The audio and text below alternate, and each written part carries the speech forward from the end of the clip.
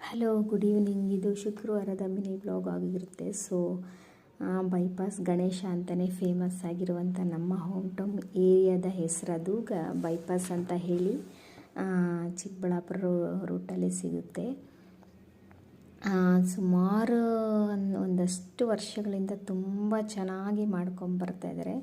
ವರ್ಷವೂ ಡಿಫ್ರೆಂಟ್ ಥೀಮಲ್ಲಿ ಅವರು ಡೆಕೋರೇಟ್ ಮಾಡ್ತಾರೆ ಆ್ಯಂಡ್ ಡಿಫ್ರೆಂಟ್ ಥೀಮಲ್ಲಿ ರೆಡಿ ಮಾಡ್ತಾರೆ.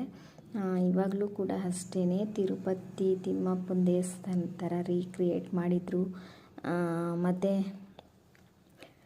ಶಬರಿಮಲೆ ಅಯ್ಯಪ್ಪ, ಮಧುರೈ ಮೀನಾಕ್ಷಿ, ಮತ್ತು ಧರ್ಮಸ್ಥಳ ಮಂಜುನಾಥ ದೇವರು, ಅಯೋಧ್ಯೆ ರಾಮ ಮಂದಿರ ದೇವರು, ಇವೆಲ್ಲ ರೀಕ್ರಿಯೇಟ್ ಮಾಡಿ ನೋಡ್ತಾ ಇರ್ಬೋದು. ವಿಡಿಯೋದಲ್ಲಿ ಒಂದೊಂದಾಗಿ ನಾನು ತೋರಿಸ್ತಾ ಇದ್ದೀನಿ.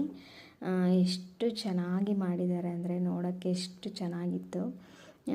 ಫಸ್ಟ್ 1 ವೀಕ್ ತುಂಬ ಅಂದರೆ ತುಂಬಾ ಕ್ರೌಡ್ ಇತ್ತು, ಹಾಗಾಗಿ ಅವಾಗ ಹೋಗಿಲ್ಲ. ಇವತ್ತು ಹೋಗಿದ್ವಿ. ಕ್ರೌಡ್ ಕಡಿಮೆ ಇರುತ್ತೆ ಅಂತ ನಾವು ಅಂದ್ಕೊಂಡೆ, ಹಂಗೆ ಆಯಿತು. ಕಡಿಮೆ ಇತ್ತು, ಚೆನ್ನಾಗಿ ನಿಧಾನವಾಗಿ ಆರಾಮಾಗಿ ನೋಡ್ಕೊಂಬಂದಿದ್ದಾಯಿತು. ನೋಡ್ತಾ ಇರ್ಬೋದು, ಇದು ಶಬರಿಮಲೆ. ಎಲ್ಲ ದೇವ್ರನ್ನೂ ರೀಕ್ರಿಯೇಟ್ ಮಾಡಿದ್ದಾರೆ. ಎಲ್ಲ ದೇವ್ರನ್ನೂ ಒಂದೇ ಕಡೆ ನೋಡ್ದಂಗೆ ಒಂದು ಫೀಲ್ ಆಯಿತು ಅಂತಲೇ ಹೇಳ್ಬೋದು. ತುಂಬಾ ಚೆನ್ನಾಗಿತ್ತು. ಶ್ರೀ ಮೀನಾಕ್ಷಿ ದೇವಾಲಯ. ನೋಡಿ, ದೇವರು ಸೇಮ್ ದೇವಸ್ಥಾನ ಹೇಗಿದೆಯೋ ಹಾಗೆ, ಮತ್ತು ದೇವ್ರನ್ನ ಹಾಗೆ ಎಲ್ಲ ಒಂಥರ ಚೆನ್ನಾಗಿ ರೀಕ್ರಿಯೇಟ್ ಮಾಡಿದ್ದು. ತುಂಬಾ ಚೆನ್ನಾಗಿ ಅನ್ನಿಸ್ತು. ಇದು ತ್ರಯಂಬಕೇಶ್ವರ ದೇವರು. ಇಲ್ಲಿ ಬಂದುಬಿಟ್ಟು ತಿರುಪತಿ ತಿಮ್ಮಪ್ಪ ದೇವರು ನೋಡ್ತಾ ಇದ್ದೀರಾ. ದೇವಸ್ಥಾನ ಹೇಗಿದೆ ಹಾಗೆ ರೀಕ್ರಿಯೇಟ್ ಮಾಡಿ ಚೆನ್ನಾಗಿ ಒಂದಿದ್ರಲ್ಲಿ ತೋರಿಸಿದ್ದಾರೆ. ತುಂಬಾ ಇಷ್ಟ ಆಯಿತು. ಇದು ಬಂದುಬಿಟ್ಟು ಆ್ಯಸ್ ಯೂಶುವಲ್ ನೀವು ನೋಡಿದ ತಕ್ಷಣವೇ ಅಂದ್ಕೊಂಡಿರ್ತೀರ, ಎಸ್ ಹೌದು, ಧರ್ಮಸ್ಥಳ. ನೋಡಿ, ಫ್ರಂಟ್ ಪಾರ್ಟ್ ಹೇಗೆ ಕಾಣಿಸುತ್ತೆ ದೇವಸ್ಥಾನ, ಎಕ್ಸಾಕ್ಟಾಗಿ ಹಾಗೆ ಚೆನ್ನಾಗಿ ಕಾಣಿಸ್ತಾ ಇದೆ.